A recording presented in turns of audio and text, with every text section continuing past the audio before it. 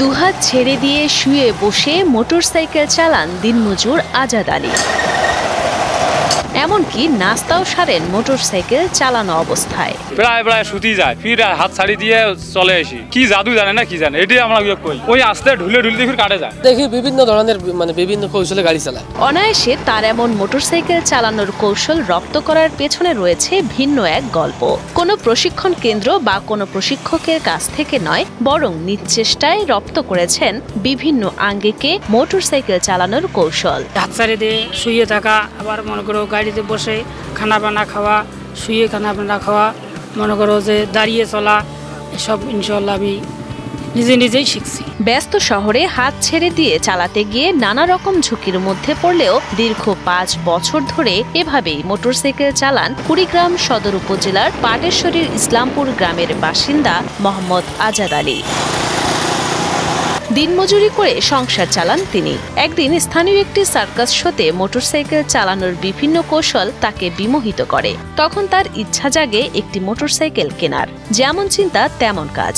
উপার্জনের কিছু টাকা জমিয়ে একটি পুরাতন মোটরসাইকেল কেনেন আজাদ। আমি এক সময় মনে করো সার্কাসের বাড়ি গেছিলাম, কত সুন্দর বাইক ড্রাইভ করে, আমার খুব ভালো লাগছে। কারণ আমি মনে মনে চিন্তা করলাম যে আমিও যদি কোনোদিন এইদিকে এইরকম একটা করে বাইক চালাইতে পারতাম। 16,500 টাকা কামাই করছি, করার পরে আমি এই গাড়িটা আমি কিনছি। এরপর বাড়ির পাশে বিদ্যালয় মাঠে নানা রকম কসরত রপ্ত করেন নিজেই। এক পর্যায়ে ব্যস্ত সড়ক সহ বিভিন্ন সড়কে 2 হাত ছেড়ে শুয়ে বসে মোটরসাইকেল চালানো শুরু করেন আজাদ আলী। সেই থেকেই আমি মনে করো একটু গ্রামে মনে করো যে বাইক চালাই, হাত ছাড়ি দিয়ে চালাই। হতে হতে আমি ফুল শিখে গেছি। তখন আমি রোডের মধ্যে গাড়ি চালাই, মানে হাত ছাড়ি দিয়ে চালা শুরু করলাম। হাত ছেড়ে মোটরসাইকেল চালানো দেখে বিমোহিত হন স্থানীয় ও সড়কে চলার পথের বিভিন্ন যাত্রী ও চালকরা। তার এমন প্রতিভায় আনন্দ পাওয়ার পাশাপাশি ঝুঁকির আশঙ্কাও করেন তারা। গাড়িটা নিয়ে উনি এখানে যাচ্ছে, পিছনে বসে হাত ছাড়ি দিয়ে যাচ্ছে।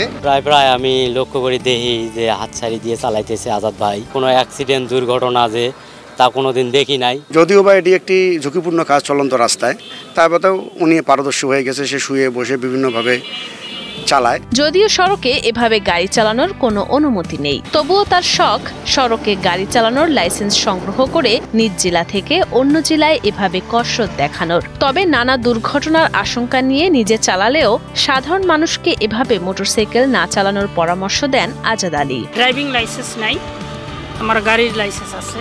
তো আমি চেষ্টা করতেছি আমার ড্রাইভিং লাইসেন্স করে নিয়ে আমি এই জেলা থেকে অন্য জেলার জন্য গাড়ি চালাইতে পারি। দিনমজুর আজাদ আলীর এরকম প্রদর্শনীকে ঝুঁকিমুক্ত ও আয়ের পথ তৈরি করতে তার উপযুক্ত প্রশিক্ষণের ব্যবস্থা করতে সংশ্লিষ্ট কর্তৃপক্ষ এগিয়ে আসবে বলে প্রত্যাশা রাখেন ভোগডাঙ্গা ইউনিয়ন পরিষদের চেয়ারম্যান মোহাম্মদ সাইদুর রহমান। তাহলে সড়কে না চালিয়ে বিভিন্ন সার্কাস বা প্রদর্শনীতে চালানোর সুযোগ পাবে বলে মনে করেন তিনি। তার যেহেতু প্রশিক্ষণ নেই, আমি মনে করি তার যদি একটি প্রশিক্ষণের ব্যবস্থা করা যেত, তাহলে সে খোলা ময়দানে বাচ্চাদের, শিশুদের কিংবা এলাকার মানুষদের বিনোদনের জন্য তার একটা ব্যবস্থা হতো।